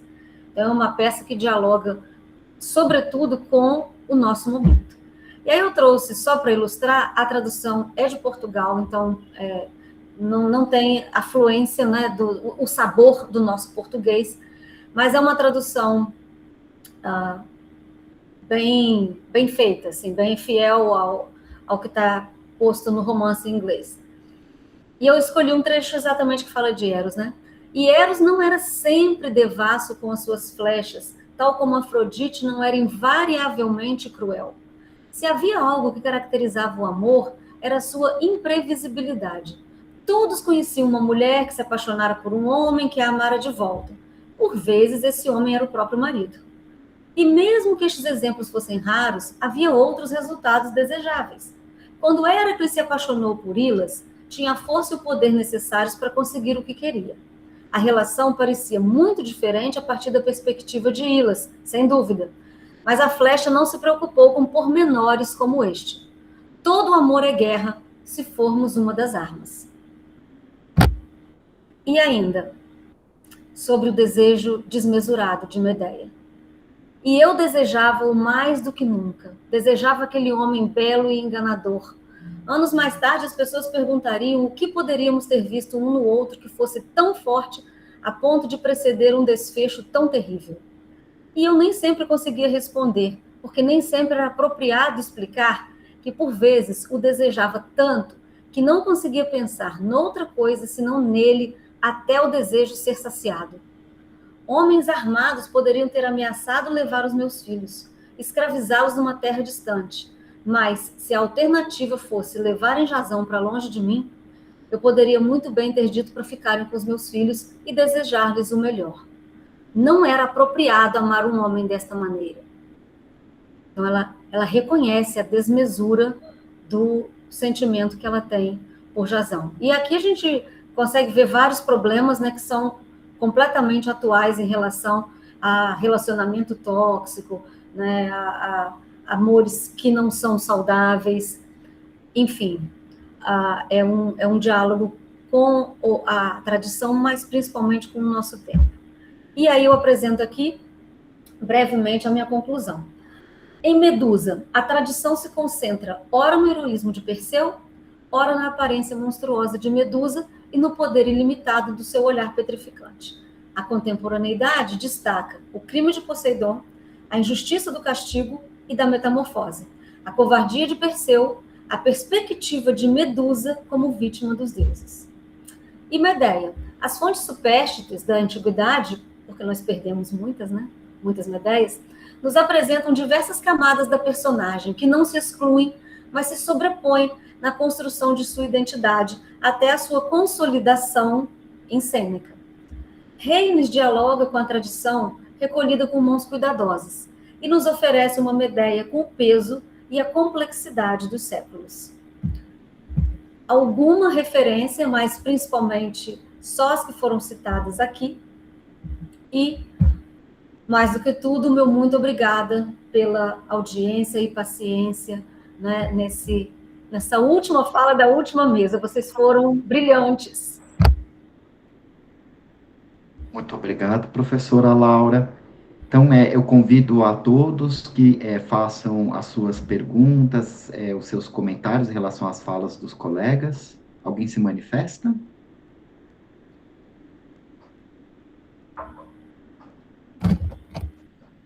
Eu deixei um comentário No chat. Vamos ver aqui. Renata, não é? Isso mesmo. Isso, boa noite, Renata. Eu vou ler para todos, tá bom? Diz a Renata, então. Professora Laura, nestas representações contemporâneas, especialmente nos dois últimos exemplos, me pareceu ter algo de Hélène Cixous, de sua obra O Riso de Medusa, de 1975. Já o primeiro caso ganha respaldo na estátua de Luciano Gabarito. Já no primeiro caso, ganha respaldo na estátua de Luciano Gabarito, visto que a representação de Medusa, com a cabeça decepada de Perseu em suas mãos. Eu creio que seja para a professora Laura, né, esse comentário. Isso. Gostaria de se manifestar, professora? Sim, o trabalho O Riso de Medusa é sempre citado, né, nesses estudos da recepção clássica contemporânea feita por mulheres, né, porque, de fato, é uma obra que começa a atrair um novo olhar para essas personagens femininas subjugadas mesmo, né, na tradição. Então, é uma obra que vai estar sempre nas bibliografias dos estudos de recepção sob perspectiva feminina e, sobretudo, feminista. Maravilha. Professora Laura, posso fazer um comentário ainda ilustrando o que a Renata acabou de escrever? Seguinte, é muito breve. Agora, no dia 19 de maio, portanto, semana passada, né, o Théâtre Royal de la Monnaie, em Bruxelas, fez a premiere de uma ópera chamada Medusa, com esse mesmo título, de um autor jovem, de um jovem autor britânico, chamado... qual é o nome dele? Ian Bell, o nome dele. E o que ele apresenta, né, o libreto apresenta, exatamente algo que eu acredito que tem a relação com essas adaptações contemporâneas de Medusa. O que ele faz nessa ópera é questionar o seguinte: uma jovem que foi estuprada por uma divindade convertida num monstro por uma outra divindade, tem que razões para ser boa? Que razões ela tem para não difundir, divulgar o ódio até ser, enfim, confrontada por Perseu? Então, talvez fique uma dica, porque a libretista dessa ópera não é nenhuma das autoras que a senhora mencionou na sua fala. O nome dela é Lydia Steyer, também é muito jovem, mas é muito curioso como o mito de o mito de Medusa ressignificado mais ou menos nos mesmos parâmetros que o seu trabalho revela. Quer dizer, existe uma preocupação grande em se repensar essas mulheres da antiguidade, não como vamos dizer assim, agentes causadoras das desgraças que normalmente se atribuem a elas, mas como vítimas também, né? Como vítimas de forças poderosas muito superiores a elas, como é o caso da própria Medeia, da própria Medusa. E aí eu queria emendar também uma pergunta sobre Medeia. Acho que todos nós aqui estamos mais ou menos familiarizados com aquele trecho da Poética, no qual Aristóteles condena o desenlace da Medeia, da obra dramática, né, de Eurípides, considerando o que seria uma espécie de inverossimilhança entre a atitude dela de acabar com a vida dos próprios filhos, né, e o final daquele deus ex machina, que é o deus Apolo levando-a para longe. Isso é Aristóteles, né? Ele discorda do procedimento em Eurípides porque ele vê como inverossimilhante. Eu queria perguntar o seguinte: na sua apreciação, qual seria, se seria o caso de a gente dizer que Eurípides estaria inovando ao realizar isso, ou se ele, de repente, já tivesse um entendimento de que talvez Medeia não seja exatamente a vilã da história? Não sei se eu posso colocar nesses termos. Qual seria a sua apreciação desse procedimento euridipiano? Então, primeiramente eu vou procurar a ópera, porque eu adoro ópera, e não conheço, e aí, assim, quero ver esse libreto, já estou interessada. Tá no YouTube, tá no YouTube. Ah, vou olhar. E em relação a Eurípides, é interessante porque o Aristóteles fala isso, né? E depois o Horácio também, lá na Arte Poética, vai falar que Medeia não mate os filhos no palco, né? Então, existe uma rejeição a essa atitude de Medeia, primeiro em relação a matar os filhos, porque é uma inovação de Eurípides, não existe essa referência antes, né? Não que tenha chegado até nós, e depois que isso é uma coisa que não combina necessariamente com a personagem, né, que já se tinha, né, a imagem, né, que a antiguidade tinha de uma Medeia que era uma mulher respeitada, poderosa, né, com conhecimento realmente do que hoje a gente pode chamar de medicina até, né, das ervas e dos poderes das ervas, mas eu já li a respeito de uma possibilidade de uma solução política em Eurípides. Então, assim, pelo contexto em que Eurípides se encontra e de situações políticas de Atenas e Corinto. Então, a situação era que se Medeia não matasse os filhos, a população de Corinto mataria, porque ela tinha acabado de matar o rei e a filha do rei. Então, para não ficar mal para os coríntios, eles matarem as crianças, e aí Eurípides ia ficar mal na fita política do seu momento, da sua contemporaneidade, é melhor fazer a Medeia matar as crianças, porque a Medeia pode encontrar um motivo ali na vingança contra Jasão, enquanto que ficaria difícil tirar um infanticídio da mão dos coríntios, assim, né, sem um motivo maior. Medeia tem um motivo maior, né? E a fuga no carro do sol garante a ela a permanência, já que o mito de Medeia continuava, não acabava ali, né? Tem relatos dela depois em Atenas, com Egeu, tem relato até de outros filhos. Então, a solução parece que foi uma solução política, mas como a minha área é o latim, eu entro no grego assim muito pelas bordas e vendo uma pesquisa aqui, outra ali, para ver o que eu encontro. Mas como é um tema que me agrada demais, eu acho, eu como mãe, né, não mataria meus filhos, então eu fico pensando assim, poxa, Medeia, você tinha que matar essas crianças, então eu também tentei achar assim, por que Eurípides? E aí cheguei a essa resposta, que não sei se é satisfatória, mas já é pelo menos assim, um apontamento para a gente pensar, né, no contexto da produção de Eurípides, que a gente esquece que esse cara estava produzindo ali para aqueles festivais, né? Então era uma coisa muito viva, e aí ele tinha um nome a zelar, né? Acho que respondi mais ou menos. Perfeito, muito obrigado, brilhante. Marco, no momento em que você foi falando acerca dessas variações do conceito de Hímeros, imediatamente me veio à mente um trechinho pequeno de Apuleio, como a Maria Aparecida acabou de ressaltar. Eu tinha, no começo dessa apresentação, comentou aqui que eu havia feito uma tradução recente dessa obra. São frases muito pequenas no relato de Apuleio, no qual Psique, no momento em que ela vai descobrir o esposo que ela acreditava ser um monstro por influência das irmãs, ela vê exatamente um garoto alado, e aí a sensação ali é quase tautológica. Ela começou a ter cupidez, padecer de cupidez por Cupido. Normalmente a gente associa essa figura a Eros, ao deus Eros, né? Mas pelo que eu estou entendendo, Cupido seria a tradução latina de Hímeros também. Aí eu pergunto a você, no momento em que eu vi a imagem, eu pensei, Hímeros e Eros seriam a mesma divindade? Ou será que o Hímeros seria divinizado? Seria possível divinizar Hímeros? São distintos os dois?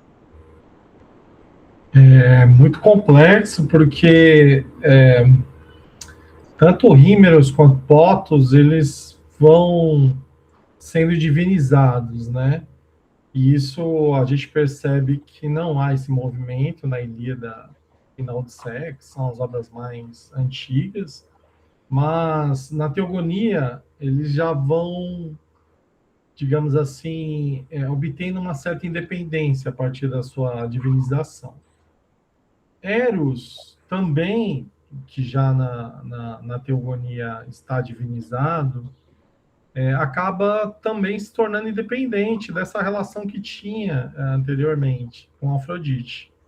A gente percebe que Eros não era divinizado, né? Era um desejo, tal qual Hímeros, então eles podiam ser confundidos, principalmente nas cenas em que envolvia uma relação sexual,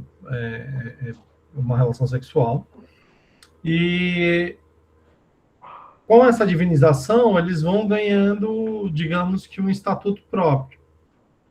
Só que o que acontece é que Eros, né, e aí o simpósio de Platão é essa tentativa de fazer com que ele seja um deus cantado, etc., ele acaba associado como filho, né, de Afrodite, e tem ao seu lado Hímeros e Pótos. Então, Pótos nem participava dessa esfera, e acaba também participando já e tornando complexa também a figura do desejo, porque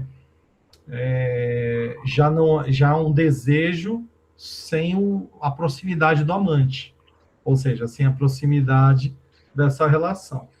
A gente sabe que essas figuras vão evoluindo, e mais ou menos ali nos líricos, em Baquílides, num fragmento de Baquílides, Afrodite é citada como a mãe dos Érotes.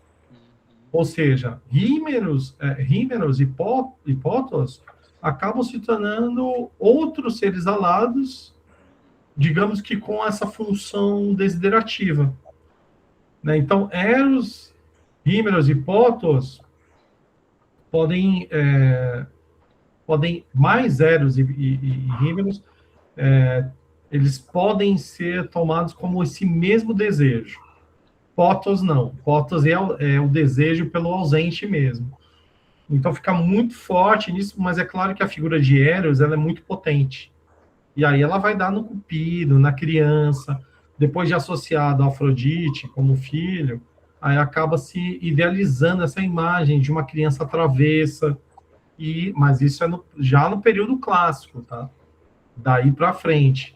E aí vai dar em Cupido, no Cupido romano, né? Humano. E aí essa criança travessa, né? Essa emanação. Por exemplo, a gente percebe também que o Hímeros, ele é imanente à beleza da pessoa, né?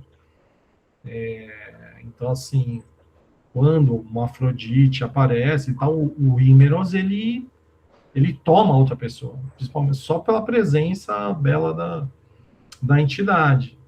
E aí, talvez, eu acho que aí esteja... a gente pode pensar dessa forma, né? Que Psique, ela não só vê Eros, né? Mas ela é tomada por essa beleza que gera o Hímeros, né? Tem uma passagem em Platão que eu li aqui, que ele fala que a contemplação de uma criança. Até agora eu não tive tempo. É bem interessante. Quando se contempla uma criança, e ele fala isso como se fosse a verdadeira beleza, inclusive. E aí é uma passagem que só tá lá criança. Eu não consegui resolver isso com os comentadores que eu achei. Ainda preciso me aprofundar. Mas a gente já percebe que tem uma relação aí, né? Eros e essa criança travessa, bela e tal. E aí eu sei que vão se multiplicar os Eros também, né? Mas mais tarde, Pótos e Hímeros deixam de ser usados, tá? E a gente sabe que vai ter um séquito de Eros. Aí, então, tem o efeito também da duplicação ou triplicação de Eros, né? Isso dos vasos também aparece. Os vasos são complicadores, né? Porque, como é uma cultura mais popular, assim, né, ela é interessante porque ela impõe outras talvez outras leituras que a gente não tem acesso através dos textos, né? Também é uma pesquisa que eu não fiz nos vasos, porque é muita coisa. Mas com certeza você pode perceber já no mundo latino, Potos e Hímenos como potências de Eros, entendeu? Exatamente. Então, assim, se o amante não está presente, próximo, é Eros também. Esse desejo contínuo, e aí ele leva até a melancolia, né? Mas com o amante presente, a gente sabe onde vai dar. Que bom. Muito obrigado. Temos mais alguma colocação? Alguém gostaria de se manifestar? Não? Então, queria agradecer novamente aos professores Marco Cononelli e Laura Ribeiro da Silveira pelas excelentes apresentações. Gostaria de pedir a Maria Aparecida, se de repente nos pudesse dar uma palavra, no sentido de que todas as falas do evento hoje possam eventualmente contemplar uma publicação, se haveria a possibilidade de fazer algum número adicional de revista, porque, de fato, essas falas foram muito importantes, muito interessantes para a nossa área, elas podem contribuir muito para o nosso dia a dia acadêmico. Mas, antes de tudo, eu me despeço. Queria agradecer, então, novamente, também a organização do evento, professora Maria Aparecida, professora Juliana, e agradecer a presença de todos e a todas a essa sessão. Professora? Boa noite, obrigada. Agradeço, como disse o professor Charles, foram falas excelentes, né? Mantiveram o nível da discussão que se iniciou com a conferência da professora Meire, que acabou de elogiar e se despedir. Amanhã contaremos, né, com a presença dela. Como tem o WhatsApp, eu mandei a minha mensagem por lá, né, para ela. E respondendo a sua pergunta, né, também parabenizando o professor Charles pela mediação, né, gostei muito, professora Laura, do reconhecimento, né, dessa interface que eu construo, né, faço isso desde o primeiro evento, os outros eventos que eu organizo com a professora Elaine, de perceber, também fiz isso. No outro evento que eu organizo com o professor Corbani, também há essa preocupação, né? Porque nós percebemos, em geral, uma espécie de uma divisão, grego, latim, latim, como se não houvesse um diálogo, né? Então, eu resolvi, digamos, quebrar né, essa ideia e tratar todos como clássicos, né? Gostaria até de ter, mas nós não temos público para colocar pessoas do sânscrito, né? Da China, Oriente. Vamos ter de esperar, né, essas pessoas irem se formando, se doutorando, para que possamos inserir também, né, o Oriente, né, nesse diálogo.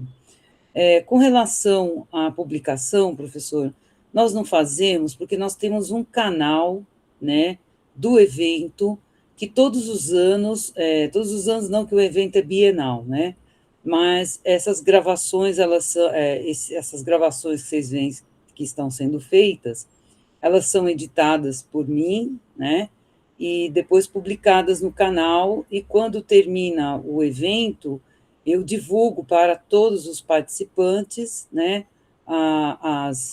os endereços no YouTube, e assim as pessoas podem rever as palestras, podem utilizar o material em sala de aula, porque é aberto, né, e ficamos contentes, até chamamos aqui, né, para que vocês venham curtir o canal. Eu vou pegar aqui.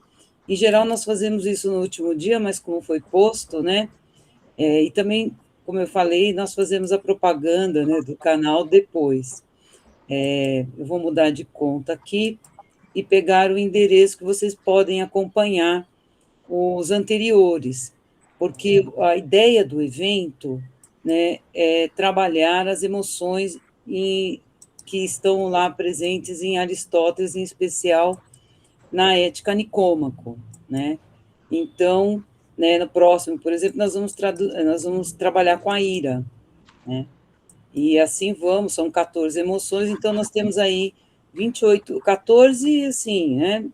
Segundo a Juliana, temos até mais, né? Mas pelo menos já estão garantidos aí 28 anos de evento, né? Espero estar viva para fechar esse ciclo e, de repente, ir até os 17, 18, né? E são 36 anos, né?